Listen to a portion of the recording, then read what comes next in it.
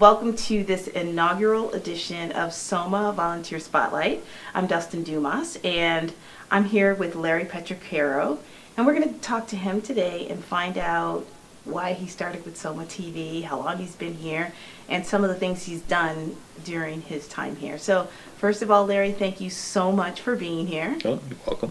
And thank you so much for being the first person to be part of this new series, where we recognize our wonderful volunteers. So. Well, let's not forget you're doing the editing, so it's possible. So I introduced you as Larry Petraccaro, so we know your name. But can you give our audience an idea of how you even found out about SOMAtv and when you found out about SOMAtv? Yeah, I'll try as best I can to remember it. It's quite a number of years ago, probably more than 20 years ago. Okay. I was serving on the Board of Education at the time, and there was something that really made me realize the importance of reading. And so Books in Action was the first show that I got involved with.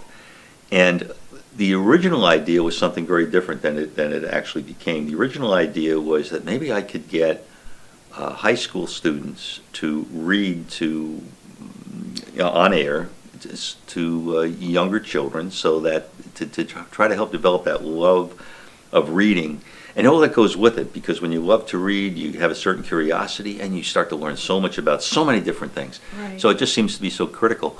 So, but then I was quickly found out, or was told, that there were so many other ways that was done, that maybe wasn't the best way to do something on community television.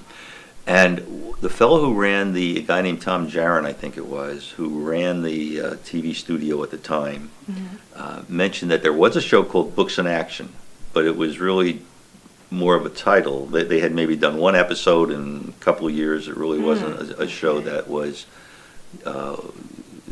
widely taped and widely used. So he said, you got the show's name on it, you take that. So I said, okay, that's fine. Books in Action, it's already there. And then we decided, or somehow it evolved into trying to talk to different people involved in the written word. And then even the spoken word. At the time, I didn't mean to interrupt you, but was it just you at that time? At that time, I was the host. Okay. As far as I know, I was the only one. Okay. That didn't last long. I was down here one day to do a show, and happened to run into Melissa Kopecki, and we got talking. And I asked her, "Well, would you like to perhaps be a host as well?" And she said, "Sure." So the two of us started doing it.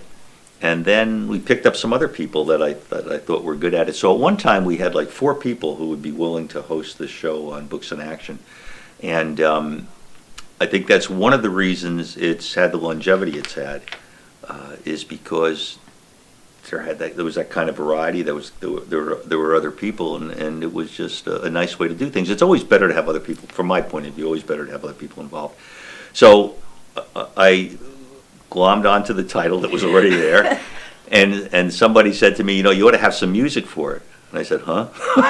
So somebody else picked the music, somebody else picked the title, and I've just hung around. Oh, that's awesome. That's awesome. And so you've done Books in Action. I mean, and you currently do Books in Action, but during the years since then, you've also picked up a couple of other shows. Yes. There was a show called Education Roundtable, which I first came across when Leo Gordon, who had been president of the Board of Ed at that time back then, had. He did that show, and it just seemed like it was too important a show that I kept remembering it, and it was on a hiatus for years, but it just seemed like the type of thing that ought to be brought back. So I was able to restart that, and I host that. I used to host it with Joanna Wright. She would co-host with me. I remember that. Which was nice, because Joanna had so much involvement in the school district. And then there was a show called Meet the Mayor. There was a woman named Maxine Kahn who used to interview Vic DeLuca, who was always a really easy guest to talk with because you would ask him one question at the beginning and one question at the start of the second half, and that was pretty much it. So, ideal guest. But then she moved out of the area, and so that wasn't done, and so I thought that it seemed like a show that ought to be done, so I asked if they would do it, if Vic at the time would do it again, and he did. And then the other show is one. No, that's it. Meet the Mayor. So Meet the Mayor, Education Roundtable, and Books in Action. It's those three. And you've been kind enough to co-host a couple of Books in Action. Yeah, and that was fun. It was different for me. Yeah, we try to look at not just the written word, but the It's really the aspect of using words to communicate with people. And one time, it wasn't me. It was Jim Horton, who used to be one of the hosts, got the idea to interview the kids, the editors of the student newspaper in Columbia. And this was maybe 10, 15 years ago. It was a while back. And Jim agreed to do it, and he was thinking to himself, boy, these are high school kids. They probably just do what their guidance counselor or rather the moderator of the organization tells them to do. Right. So he wasn't expecting very much, and I got to tell you, he was blown away by the way these kids handled the newspaper and put it together. It was it was so professional, which is basically every time I've interviewed kids, whether it was Education Roundtable or anything, I never fail to come away with a feeling of, wow, this is just a talented group of children, students, kids that we have in this district. No matter what I talk to them about, they're thoughtful. I'm always impressed. I mean, kids can be aggravating sometimes. Like I like to tell people that, I hate driving my car when there's kids around, because I said if they're little kids, I'm afraid I'll hit them. But if they're big kids, I'm afraid I'm going to want to hit them. But a no-win situation. Yeah, but they are, every kid, student that I've interviewed has been more impressive, so impressive. Anyway, I probably got off target. No, that was what I wanted to find out, like about the different shows and what you enjoyed about them. So that's one aspect. So you said you've been associated with the station for over 20 years, or about 20 years or so? Probably more than 20 years. There was a kind of a 5-year period where I had to work out of state, so I couldn't do anything. But during that period, the Books in Action kept going because we had all those. Oh, the three other people, yeah. So you've been here a long time. What keeps you coming? Why do you keep with the station? You see people come and go. You don't usually see them return. So why have you stuck around for so long? Well, yeah, I know how to get here. No, yeah, I could say, as you get older, you can't get around so easily, but I remember how to get back here. No, it's because I don't know if we fully take advantage of the potential, but communicating with the people in the community, and the way you can do it now, the way you can provide those links, there's got to be a way to get that to more people. I mean, the things we talk about should be of interest to everybody, especially the stuff that has to do with the education and the mayor. Right. I just think it's basically an important community service. Okay. And so that's one of the things that's kept me interested in wanting to continue. And I like that you mentioned the links, and you were specifically talking about the YouTube links. Yes. Because after the shows are edited, we actually obviously the show goes on television, but the YouTube links are available for people who, happen not to have television or who aren't able to watch that show at that time. So you've been here so many years. Has there been anything that has surprised you about the TV station?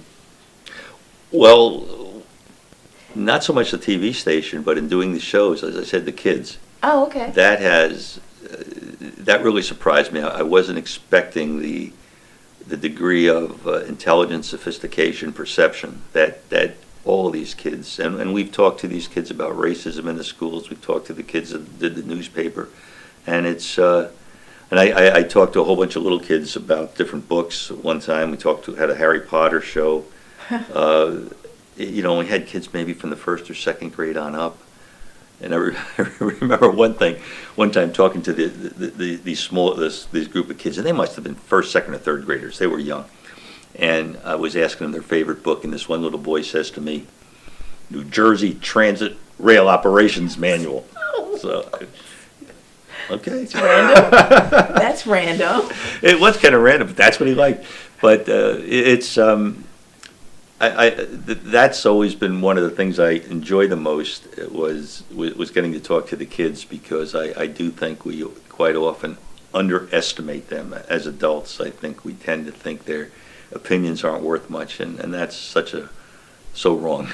Right. That's very true, because we always discount their opinions depending on their age and maturity level, when, it takes, if you have the opportunity to sit down with them like you have been able to, you see a different perspective, Yeah. And also the story you mentioned where the Columbia editors sat down, Yeah, that was impressive. Yeah, if expectations are low, they'll pleasantly surprise you. So, my next question was going to be what was memorable, but it sounds like that was very memorable. Well, that was memorable, but one of the things that to me that's been memorable is the thing you and I did together about the voting. Oh, yes. I thought that yes. we were able to get Chris Sturkin to come up. He's the Yes. county clerk in Essex, also a graduate of Columbia High School, and I thought that was a real public service, because if you remember at that time there was so much confusion about Right, where we the were going to mail-in vote. This ballot.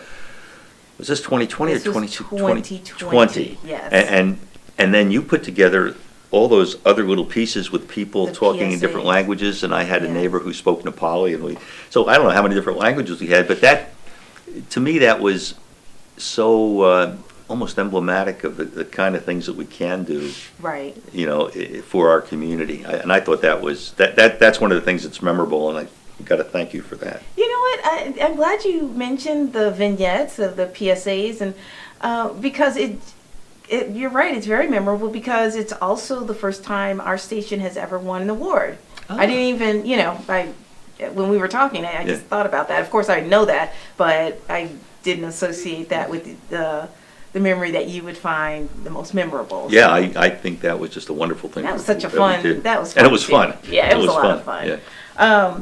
So before, we end this little portion of the show, or in the show, I should say, what do you like to do when you're not volunteering at SOMAtv? Well, actually, I like to read. Shocker. What was a surprise. I actually keep pretty busy. I do some volunteer work at a soup kitchen in Newark. Okay. St. Anne's. It's down on 16th Avenue between South 6th and South 7th Street. And it's,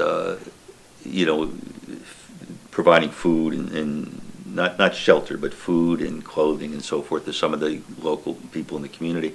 So I do that twice a week, and it's interesting, and it's kind of uplifting in a way to see the people that are there doing that work. And it's also a reminder of how much we have, as opposed to what some other people have. So I do that. I also volunteer. I read by Zoom to second graders in West Orange. So I do wow. that. And That's occasionally awesome. I'll help out at the food pantry down at Our Lady of Sorrows. So, and then every now and then I just want to watch TV. Do you even have time at this point? Well, if I'm not reading, it's actually almost easier to read than it is to find something on television. It's, you start going through all the stuff that's available, and it's kind of like, this is too much trouble. Let me go get my book. Well, Larry, thank you so much for being, our first volunteer spotlight for SOMAtv, and I want to thank you for, being an example for the rest of us who have started our shows after yours, because of your perseverance. You see what can be done. So I appreciate that. I appreciate you coming on this show. And I'm looking forward to even seeing more of your shows, whether it's Education Roundtable, Books in Action, or Meet the Mayor. So thank you so much. Dustin, thank you for inviting me. So that is it for this episode of SOMATV's Volunteer Spotlight, and look for other ones coming up soon. All right, bye.